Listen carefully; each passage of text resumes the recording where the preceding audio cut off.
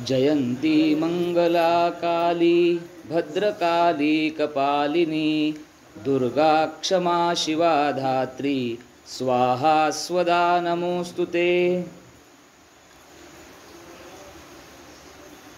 देवीचा नवरात्रोत्सव याचा आज दुसरा दिवस आणि पुढचे 9 दिवस आपण हे जे पर्व साजरं करणार आहोत त्या नवरात्रोत्सवासाठी प्रवचन सेवेची संधी आज मला इथे मिळते। त्याबद्दल सर्वप्रथम आयोजकांचा मी आभार मानतो, कारण खरं तर ही जबाबदारी तशी मोठी आहे आणि एक विद्यार्थी म्हणून हा माझ्या प्रवचन सेवेच्या प्रवासातला सुरुवातीचा हा काळ आहे आणि त्यामुळे जर काही अनवधानानं काही गोष्टी राहून गेल्या किंवा काही चुकल्या तर त्या मोठ्या मनाने तुम्ही सर्व माफ कराल, कारण इथे वयानं, अधिकारानं, अनुभवानं, ज्ञानानं सर्वच बाबतीमध्ये ज्येष्ठ अशी मंडळी उपस्थित आहेत आणि त्यांच्यासमोर आपल्या अल्पमतीला ज्या काही गोष्टी समजल्या आहेत त्या देवाच्या कृपेने आणि देवाच्या आशीर्वादाने त्या विस्तारानं मांडण्याचा हा एक प्रयत्न माझ्याकडून मी करणार आहे आणि त्या प्रयत्नामध्ये आपणा सर्वांची मला साथ हवी आहे। देवीच्या चरणी वंदन करून आजचा जो आपला विषय आहे तो आपणासमोर मांडतो। आज नवरात्रोत्सवाचा आज दुसरा दिवस, अर्थात देवीच्या ब्रह्मचारिणी रूपाची आज पूजा केली जाते।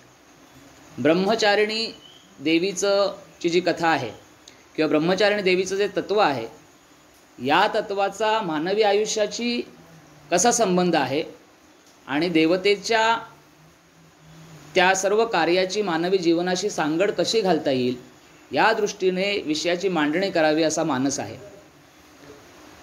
सनातन हिंदू संस्कृतीमध्ये जे काही सण आहेत, उत्सव आहेत, रीती परंपरा आहेत, याच्या मागे सूक्ष्म विज्ञान आहे, याच्या मागे सूक्ष्म शास्त्र आहे आणि जर आपण त्या सूक्ष्मात जाऊन जर विचार केला तर निश्चित एक आदर्श जीवन जगण्याची जी जाणीव आहे त्या जाणीवेला समृद्ध करण्याचं काम आपले सण, समारंभ, उत्सव, आपल्या परंपरा करत असतात।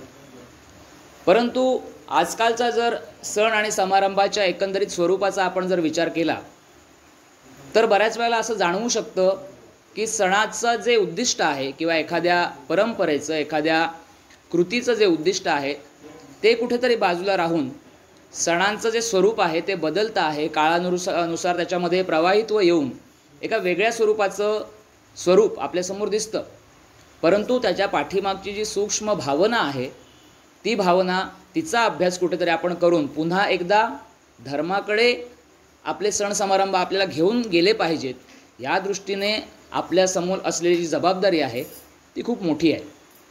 आजकाल जर आपण पाहिलं कोणताही उत्सव आपण जरी घेतला, मग गणेशोत्सव असू दे, दिवाळी असू दे, नवरात्र उत्सव असू दे, ह्या उत्सवांचं मार्केटिंग करण्याकडे कल आहे। म्हणजे गणेशोत्सव सार्वजनिकरित्या जो सुरू झाला त्याच्या पाठीमागे उदात्त भावना होती, लोकमान्य टिळकांची भावना त्याच्या पाठीमागे उदात्त होती, जेणेकरून जनसंघटन व्हावं आणि संघटनेचं एक सामर्थ्य आपल्या देशाला मिळावं, सामर्थ्य असावे चळवळीचे असं म्हटलेलं आहे की संघटन होऊन त्यातनं एक विराट असा समाजपुरुष जागा होईल आणि तो या देशाला स्वातंत्र्य मिळवून देण्याच्या पवित्र कार्यामध्ये काही ना काहीतरी योगदान देईल, हा उदात्त हेतू त्याच्या पाठीमागे होता। पण आज त्याच गणेशोत्सवाचं स्वरूप जर आपण पाहिलं तर जी जुनी जाणती मंडळी आहे त्यांना त्यांच्या समोर लख्खचित्र उभं राहील की आपण जेव्हा लहान होतो, आपण जेव्हा आपला बालपणीचा काळ जर आपण आठवला त्यावेळेला असलेल्या गणेशोत्सवाचं स्वरूप सार्वजनिक असू दे किंवा घरगुती असू दे आणि आज आपण जे गणेशोत्सव साजरा करतो त्याचं स्वरूप याच्यामध्ये जमीन आसमानाचं अंतर आहे। आणि शेवटी प्रवाहित असणारी ही गोष्ट आहे, काळानुसार गोष्टी घडत जाणार आहे। Change is the only constant thing असं इंग्रजीमध्ये म्हटलं जातं की बदल हीच एकमेव न बदलणारी वस्तू आहे, कारण सतत बदल होत असतो, परंतु हा बदल विधायक असायला पाहिजे। या बदलातून आपल्याला काही ना काहीतरी चांगली गोष्ट मिळाली पाहिजे, तरच तो बदल ग्राह्य धरण्यात येतो। गणेशोत्सवाच्या पाठोपाठ जर आपण नवरात्रोत्सवाचा सुद्धा जर आपण विचार केला तर नवरात्रोत्सवामध्ये जी काही शास्त्र सांगितलेली आहेत, नवरात्रोत्सव का साजरा करावा, नवरात्रोत्सव 9 दिवसच का असतो, या 9 दिवसांमध्ये कोणकोणत्या देवीच्या स्वरूपांची पूजा अर्चा केली पाहिजे, ह्या सगळ्यांची माहिती कुठेतरी नवीन पिढीला झाली पाहिजे. पण आज जर आपण पाहिलं तर आमची नवीन पिढी नवरात्रोत्सवाचं जर आपण त्याला विचारलं की नवरात्रोत्सवाचं आपल्या आयुष्यामध्ये, आपल्या सनातन धर्मामध्ये काय महत्त्व आहे, तर या प्रश्नाचं उत्तर देत असताना बहुतेक वेळेला ही नवीन पिढी गडबडते. म्हणजे तिच्या लेखी असं आहे की नवरात्रोत्सव म्हणजे दांडिया, नवरात्रोत्सव म्हणजे गरबा, आणि नवरात्रोत्सव म्हणजे आजकाल जर तुम्ही पाहत असाल तर 9 दिवसांचे 9 रंग इतकंच नवरात्रोत्सवाचं स्वरूप मर्यादित आहे की काय, असं चित्र नवीन पिढीसमोर निर्माण केलेलं आहे.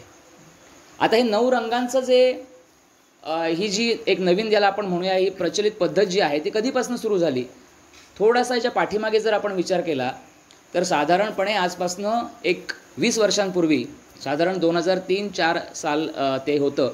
म्हणजे मलाही आठवतं तेव्हा मी शाळेमध्ये असताना की महाराष्ट्र टाइम्समध्ये ही नवीन पद्धत त्यांनी सुरू केली की आज दिवस पहिला नवरात्रीचा, आजचा दिवस हिरवा, उद्याचा दिवस निळा, परवाचा दिवस पिवळा, असे 9 दिवसांना 9 रंग देऊन त्या रंगाला अनुसरून वस्त्र परिधान महिला वर्गाने करावेत, आणि असं आवाहन त्या वर्तमानपत्रातनं केलं गेलं आणि त्याला भरघोस प्रतिसाद मिळाला. मग प्रत्येक आस्थापनांमधले स्त्रियांचे फोटो पेपरमध्ये छापून यायला लागले. आज काय BSNLचं ऑफिस, उद्या काय SBI बँकेचे कर्मचारी, परवा काय अजून कुठलं सरकारी खात्याचं एखादं ऑफिस, तिथे एका समान रंगामध्ये नटलेले आपले सर्व स्त्री शक्ती त्यांचे फोटो यायला लागले आणि याला प्रचंड भरघोस प्रतिसाद मिळाला. आणि पुढे पुढे ही एक रूढच पद्धत प्रचलित चाल होऊन गेली की दरवर्षी साधारण नवरात्रोत्सव आला की मग एक ठराविक दिवशी ते रंगांचं ते कॉम्बिनेशन जे आहे ते प्रसिद्ध व्हायचं आणि मग त्यानुसार तो ट्रेंड फॉलो करायचा.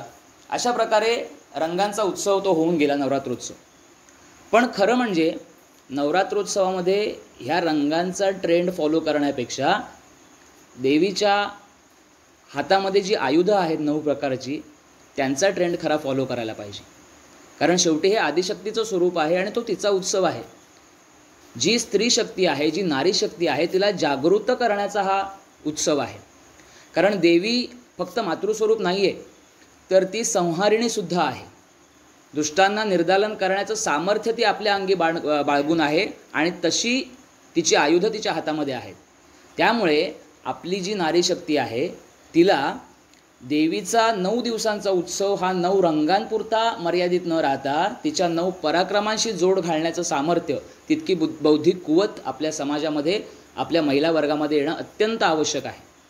कारण शेवटी जे सण समारंभ उत्सव आहेत त्यातून आपल्या जीवनाला पुढे नेणारी काही मूल्य आपल्याला मिळाली पाहिजेत. आणि हे कधी शक्य होईल, जेव्हा कोणत्याही देवाचं जेव्हा आपण भक्ती करतो, जेव्हा त्याची आराधना करतो, तेव्हा त्या देवाचं जे चरित्र आहे त्यातून आपण काही ना काहीतरी बोध, त्यातून काही ना काहीतरी संदेश घेणं आवश्यक आहे. कारण फक्त देवाला देव म्हणून जर आपण पूजत राहिलो तर संपूर्णपणे देवावरती विसंबून राहून देव येईल आणि माझं रक्षण करेल ही भावना आपल्यामध्ये वाढीस लागेल आणि कुठेतरी आपण आपल्या उत्थानासाठी, आपल्या सुरक्षिततेसाठी, आपल्या प्रगतीसाठी देवावरती परावलंबित्व आपण होऊन जाऊ, पूर्णपणे परावलंबी. तसं न होता देवापासनं प्रेरणा घेऊन आपण कुठेतरी देवाशी तादात्म्य पावण्याचा प्रयत्न करण्याची आवश्यकता आहे. एका सत्संगामध्ये हळूहळू मी ब्रह्मचारिणी रूपाकडे येणार आहे, पण तत्पूर्वी थोडीशी त्या विषयाची व्याप्ती आपण लक्षात घ्यायला पाहिजे. की एका सत्संगामध्ये विचारलं, त्या गुरुजींना एका साधकाने प्रश्न विचारला की हे जे सगळं चाललं आहे, जन्म मृत्यू आणि तुमची 84 लक्ष योनी आणि मग हा विश्वाचा पसारा, हे सगळं कशासाठी, मुळात का?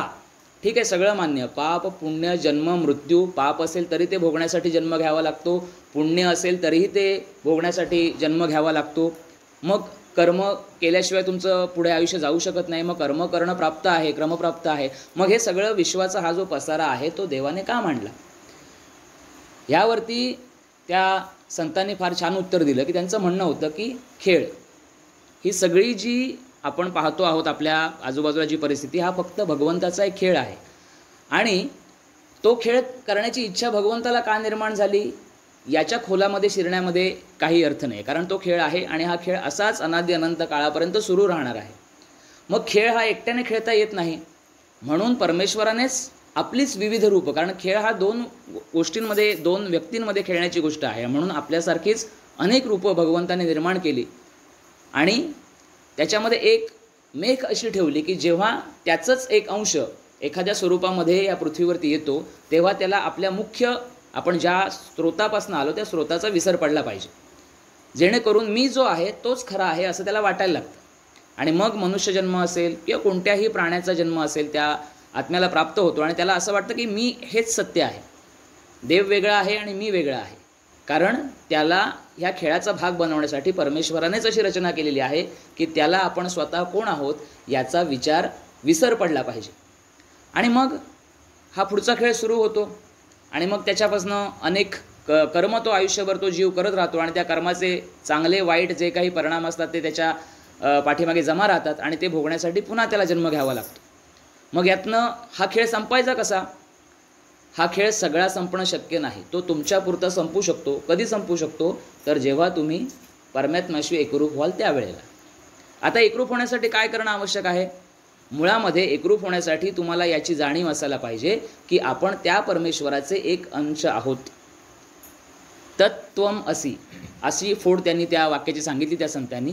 तत् याचा अर्थ तो परमेश्वर, त्वम म्हणजे तुम्ही, असी म्हणजे आहात आणि तुम्हीच त्या परमेश्वराचे अंश आहात. मग आपल्याला या ज्ञानाचं माहिती नसते. का असं होतं? कारण आपण मायेला खरं समजून चालतो. जे आपल्या आजूबाजूला आहे, जे माझ्या आयुष्यामध्ये घडतं आहे, मी आहे, माझ्या आजूबाजूच्या व्यक्ती आहेत, हे सगळं खरं आहे असं आपल्याला वाटायला लागतं आणि आपण त्या मायेच्या पाठीमागे धावायला लागतो. त्याच्यासाठी एक छान रूपक त्यांनी सांगितलं. म्हणजे असं धरून चाला की एका प्रचंड अशा मोठ्या दालनामध्ये तुम्ही आहात, तुम्ही अंध आहात, तुमच्यासमोर 84 दारं आहेत आणि ह्या दालनामधनं बाहेर पडायला त्या 84 पैकी एकाच दरवाजाला ते दरवाजा तो उघडा आहे, बाकी सगळे दरवाजे तुम्हाला बंद आहेत. मग अशा वेळी तुम्ही काय करणार? दृष्टीने तर आपल्याला दिसत नाही आहे. तुम्ही प्रत्येक वेळेला दोन्ही हाताने स्पर्श किंवा पायाने स्पर्श करून दरवाजा आहे का नाही हे तपासणार. एक दरवाजा झाला, 2 दरवाजा झाला, 3 दरवाजे झाले, असे करत करत करत तुम्ही अशा एका क्षणाला एका दरवाजासमोर येऊन उभे राहणार जिथे दरवाजा नाही, अर्थात जसं ह्या इथे आहे तसं. आणि त्याच वेळेला त्या दरवाजाला तुम्ही आता हात लावल्याच्या नंतर तुमच्या लक्षात येणार आहे की अरे हे उघडं आहे, आता आपण ह्या दालनातनं पार होऊ शकतो. ही भावना तुमच्या मनामध्ये ज्या क्षणाला येते त्या क्षणाला तुम्हाला कुठेतरी पाठीला खाज उठते, पोटाला खाज उठते आणि तुम्ही दोन्ही हातांनी ज्या शरीराच्या ज्या भागाला खाज उठते तिथे खाजवायला सुरुवात करता आणि पुढच्या दरवाजाकडे तुम्ही जाता. कारण ह्या दरवाजाला तुम्ही हात लावू शकत नाही आणि तुम्ही तिथं थांबूही शकत नाही. खाजवतो आणि मग हात लावून बघतो असं नाही आहे, तुम्हाला ते पुढे पुढे जातच राहायचं आहे. आणि जेव्हा दरवाज्यातनं पार होण्याची वेळ आलेली असते त्या क्षणाला शरीराला जी खाज सुटलेली असते तिचं परिमार्जन करता करता तुम्ही बंद दरवाजाकडे जाता. मग पुन्हा तुम्हाला तो 83 दरवाजांचा फेरा पुन्हा एकदा सुरू करावा लागतो.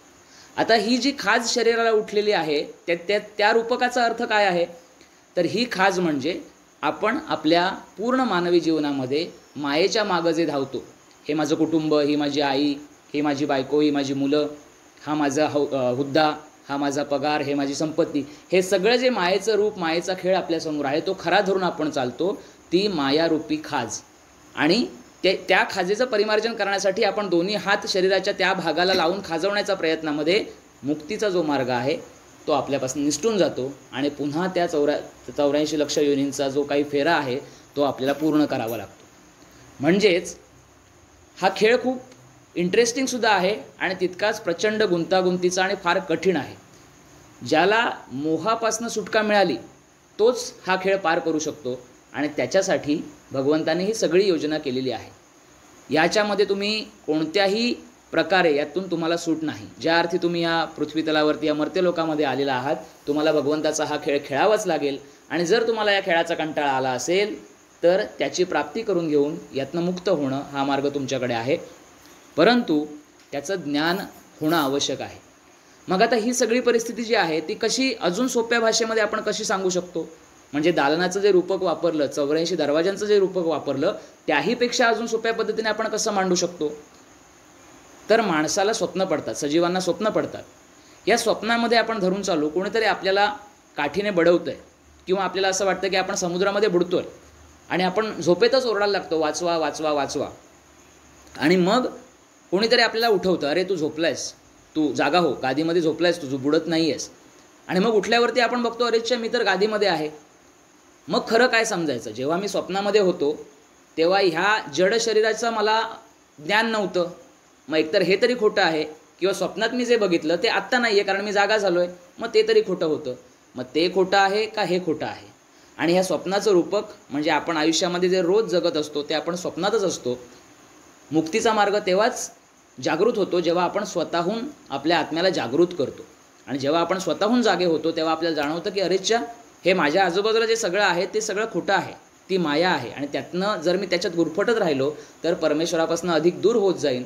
परमेश्वराशी जर तादात्म्य पावायचं असेल तर त्याच्यासाठी मला जागृत होऊन सदा सर्व काळ परमेश्वराचं चिंतन, नामस्मरण करावं लागेल. मग पुन्हा एकदा बऱ्याच वेळेला असा प्रश्न उपस्थित केला जातो की जर कर्म केलं तर फळ आणि त्याची अपेक्षा धरायची नाही, त्याचं फळ आपल्याला मिळतंच. चांगलं कर्म केलं तर पुण्य संचय होतो, वाईट कर्म केलं तर पाप संचय होतो. पण पाप असो पुण्य असो ते भोगण्यासाठी पुन्हा पृथ्वीवरती यावंच लागतं. मग कर्म करावंच का? तर याची विवेचनसुद्धा त्या संतांनी अशा प्रकारे केलं की जगामध्ये ज्या काही घटना घडत असतात त्यातल्या कोणत्याही घटनेवरती मनुष्य म्हणून आपला कोणत्याही प्रकारचा कंट्रोल नसतो. म्हणजे सूक्ष्मापासून बाह्य जगतापर्यंतचा जर याचा विचार केला की अगदी आपल्या शरीरातल्या पेशी हा सगळ्यात आपला छोटा घटक आहे आपल्या शरीराचा, त्या पेशींचं चलनवलन, आपल्या शरीरामध्ये होणारं रक्ताभिसरण, आपला होणारा श्वासोच्छ्वास, आपल्या हृदयाचे ठोके, आपल्या नाडीचे ठोके, या सगळ्या गोष्टी आपल्या कंट्रोलच्या बाहेर आहेत. या सगळ्या गोष्टी आपल्या आवाक्याच्या बाहेर आहेत. तशाच प्रकारे दिवस उजाडतो, दिवस मावळतो, सेकंदाला लाखो अब्ज तारे जन्माला येत असतात, लाखो ताऱ्यांचं निधन होत असतं, ते मृत तारे म्हणून घडत असतात. ह्या सगळ्या गोष्टी अगदी मायक्रो लेवलपासून ते मॅक्रो लेवलपर्यंतचा हा जो प्रवास आहे याच्यामध्ये जर आपण विचार केला तर यातल्या कोणत्याही घटनेवरती आपला ताबा नाही. मग माझा कशावरच जर ताबा नसेल तर मग माझ्या हातामध्ये काय आहे? तर माझ्या हातामध्ये फक्त कर्म आहे, जे मी करायचं आहे. आणि ते करत असताना भगवंताचं विस्मरण होऊ न देता ते कर्म करणं हाच माझ्या जन्माची ही कृतकृत्यता आहे. जर मी या पद्धतीने वागू शकलो तरच त्या खेळापासून, जो हा परमेश्वराने रचलेला जो खेळ आहे त्या खेळापासून माझी सुटका होईल आणि पुन्हा मला जन्म घ्यावा लागणार नाही. हे त्याच्या पाठीमागचं मुख्य उद्दिष्ट आहे. मग आता हे नामस्मरण जर करायचं असेल आता तर ते कोणत्या पद्धतीनं आणि कसं करावं? तर तिथे आपल्याला ब्रह्मचारिणी मातेची जी गोष्ट आहे त्याचा आपल्याला फायदा होतो, किंवा त्याचा जर आपण अभ्यास केला तर आपल्याला जाणवतं की ब्रह्मचारिणी माता जी आहे त्याच्यामध्ये दोन शब्द आहेत, ब्रह्म आणि चारिणी. ब्रह्म याचा अर्थ आहे ज्ञान आणि चारिणी याचा अर्थ आहे ज्ञान. म्हणजे फक्त ज्ञान असं नाही तर साधना करून मिळवलेलं ज्ञान, ते आहे ब्रह्म. आणि चारिणी म्हणजे त्याचं आचरण करणारी. आणि ब्रह्मचारिणी हे रूप मातेला घ्यावं लागलं याचं कारण असं की भगवान शंकरांना पतिस्वरूप म्हणून त्यांची प्राप्ती व्हावी यासाठी अतिशय कठोर असं तप मातेनं केलं. आणि तो कठोर इतकं होतं की त्याचं संपूर्ण सृष्टीचं चलनवलन थांबेल की काय अशी भीती देवांमध्ये निर्माण झाली. नद्यांमधलं पाणी सुकलं, झाडाला फळं येईन अशी झाली, अन्नधान्य येईन असं झालं. पृथ्वीवरती आता सगळीकडे मृत्यूचं तांडव होतं की काय अशी परिस्थिती निर्माण झाली. आणि मग त्यावेळेला सर्व देवांनी भगवान शंकराला ते शरण आले आणि त्यांनी विनंती केली की मातेचा ही जी काही कठोर तपश्चर्या आहे ती कुठेतरी थांबली पाहिजे, अन्यथा त्याचा खूप गंभीर आणि घनघोर असा परिणाम या सृष्टीवरती होईल. आणि मग भगवान शंकरांनीही त्याची नोंद घेतली आणि मग पुढे तिचा पत्नी म्हणून स्वीकार केला. आता ही पाहायला गेलं तर एक छोटीशी कथा आहे, छोटीशी गोष्ट आहे, आपल्या सणाचा एक भाग आहे. पण ब्रह्मचारिणी मातेची कथा आपण आपल्या जीवनाशी कशी संबंधित करू शकतो किंवा त्याचा आपण कसा काय संबंध लावू शकतो हे फार रोचक आहे. जर ब्रह्मचारिणी मातेला इतकं कठोर तप करावं लागलं असेल तर तुमचं माझं आयुष्य तरी दुसरं काय आहे? रोज सकाळी झोपेतनं उठल्यापासनं ते रात्री पुन्हा झोपेपर्यंत आपण एक प्रकारचं तपच करत असतो. आपल्या प्रत्येकाला विवंचना आहेत, आपल्या प्रत्येकाला अडचणी आहेत आणि आपल्या प्रत्येकाला असं वाटत असतं की जगामध्ये जे काही वाईट आहे ते सगळं माझ्या नशिबी आहे, जगामध्ये ज्या काही अडचणी आहेत त्या सगळ्या माझ्याच नशिबी आहेत. आणि म्हणून आपण दैवाला दोष देत आयुष्य कंठत असतो. मग ब्रह्मचारिणी मातेने सुद्धा जर असा विचार केला असता तर कठोर तपश्चर्या तिने केली, ठीक आहे, 8 दिवस केली, 10 दिवस केली, 6 महिने केली, 1 वर्ष केली, 100 वर्ष केली, ती थकली नाही. ती तोपर्यंत थकली नाही जोपर्यंत तिला ईश्वराची प्राप्ती झाली नाही. मग आपणही तसं का करू नये? हाच तिच्या या कथेतला आपल्याला मिळालेला संदेश आहे की प्रत्येकाच्या आयुष्यामध्ये संकट, प्रत्येकाच्या आयुष्यामध्ये समस्या या असणारच आहेत, पण ह्या सगळ्यांचा सामना करणं हेच एक प्रकारचं तप आहे. आणि हे तप करत असताना कुठेही आपल्याकडून अनवधानाने सुद्धा चुकीची गोष्ट होणार नाही याची काळजी घेणं हीच खरी भगवंताची सेवा आहे. आणि हा खूप मोठा संदेश ब्रह्मचारिणी मातेच्या या कथेतनं आपल्याला मिळतो. ब्रह्मचारिणी माता ही संयमाची देवता आहे, संयमाचं प्रतीक आहे. त्याच्यासोबतच तपस्या आणि साधना हे अत्यंत दोन महत्त्वाचे जे दुवे आहेत आपल्याला परमेश्वराशी सांधणारे, जोडणारे, त्या दुव्यांचं ती प्रतीक आहे. साधना याचा अर्थ आपण अरण्यामध्ये जाऊन तपच करायला पाहिजे असं नाही. आपण गृहस्थाश्रमातली ज्या काही व्यक्ती आहोत, आपण जी माणसं आहोत, सामान्य जन आहोत, आपण प्रत्येकजण तपस्याच करत असतो.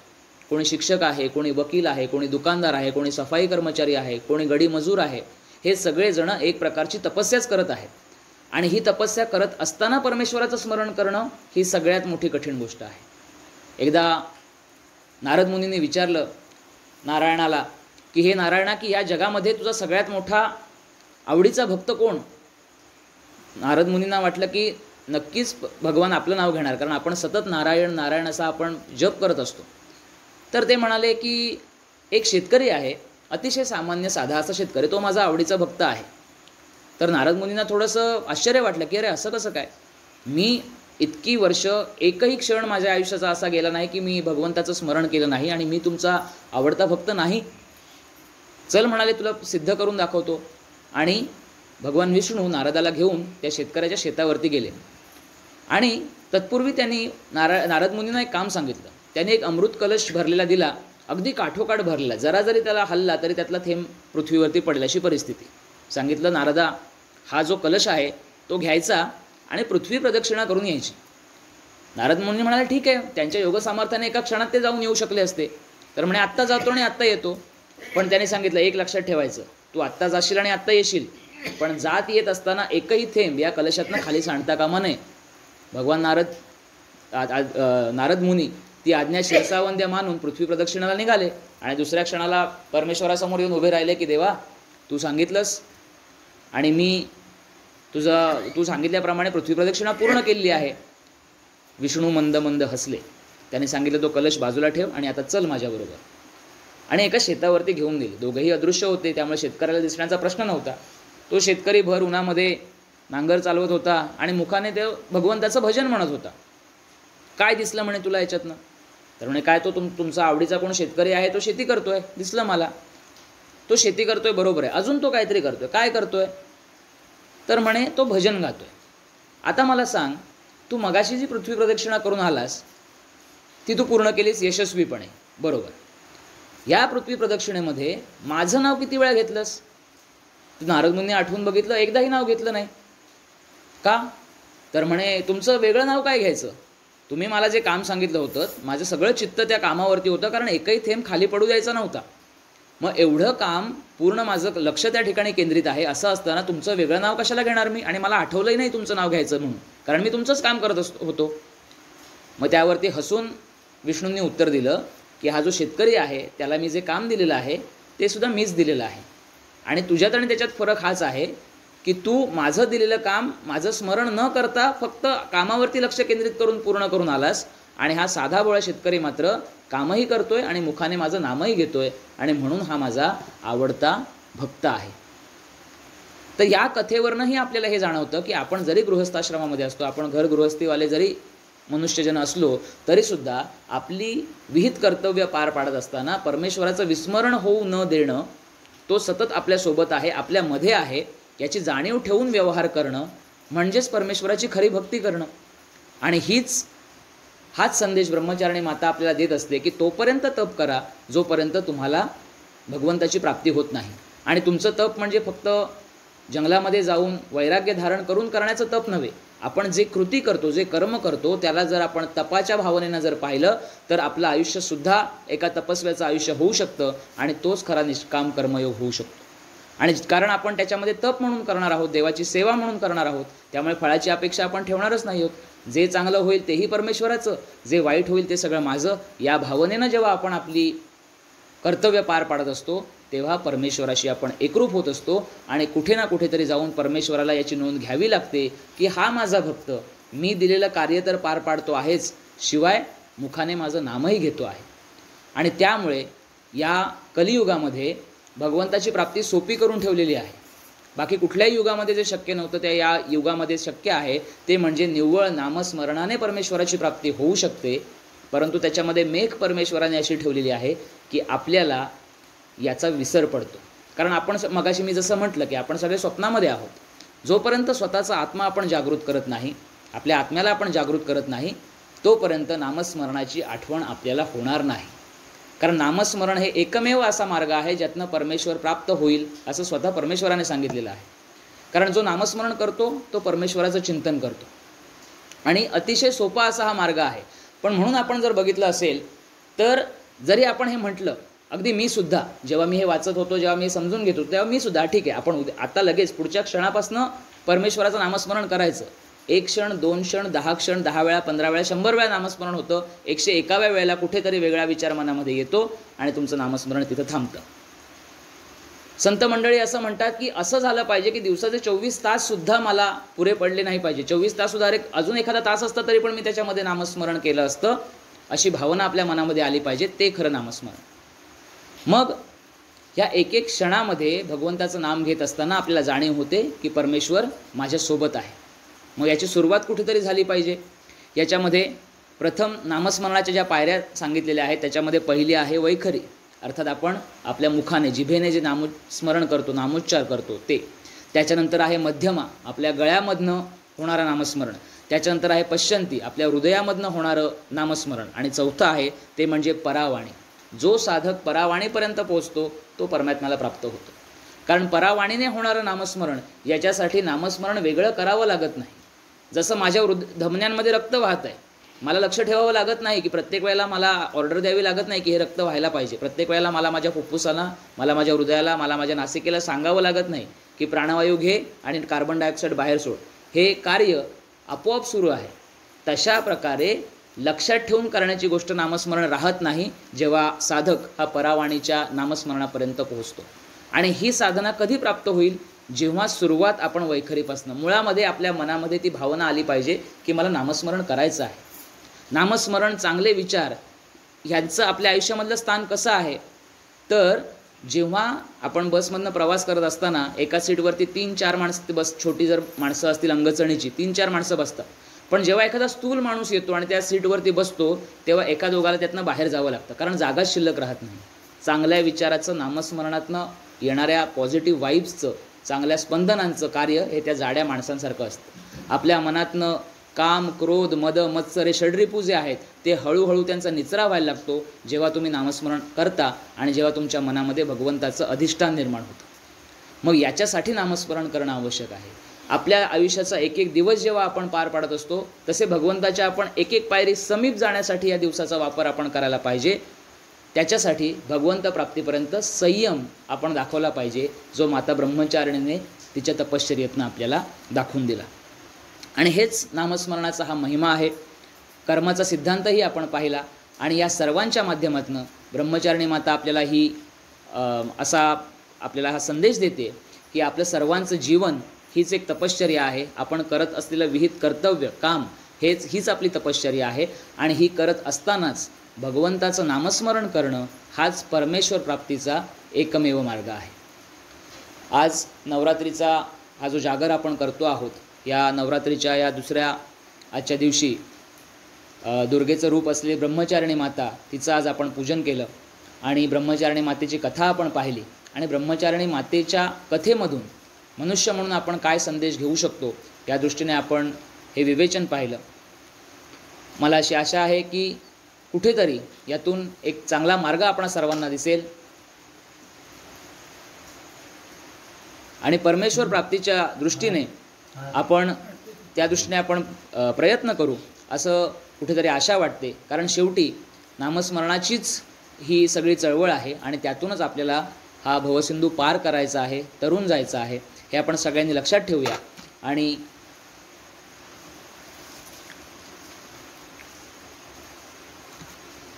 पुन्हा एकदा आपण हे लक्षात ठेवून या सर्व गोष्टींचा विचार करायला हवा की आपल्या संस्कृतीमध्ये, आपल्या धर्मामध्ये जे जे सण आहेत त्यांचा कुठे ना कुठेतरी थेट संबंध हा आपल्या जीवनाशी आहे. आपलं जीवन कशा प्रकारे चांगल्या पद्धतीने आपण जगू शकतो, कशा प्रकारे नैतिकतेचं अधिष्ठान ठेवून आपण आपली निहित कर्तव्य पार पाडू शकतो, या दृष्टीने शिकवण देणारी, संदेश देणारी आणि आपल्याला योग्य मार्गावर ठेवणारी असे आपले हे संस्कृती, सण, समारंभ त्या पद्धतीने आपण साजरे केले पाहिजेत. आणि पुन्हा पुन्हा विचारांचा हा स्रोत प्रवाहित राहण्यासाठी आपण पुन्हा पुन्हा एकत्र आलं पाहिजे अशी इच्छा व्यक्त करतो. आणि आज या नवरात्री उत्सवाच्या दुसऱ्या दिवशी माता ब्रह्मचारिणीची कथा आपण सर्वांनी ऐकून घेतलीत, त्याबद्दल आपले आभार मानतो आणि आजच्या या कथा विवेचनाला पूर्णविराम देतो. उपासनेला दृढ चालवावे, भूदेव संतांसी सदा नमावे, सत्कर्मयोगे वय घालवावे, सर्वान्मुखी मंगल बोलवावे.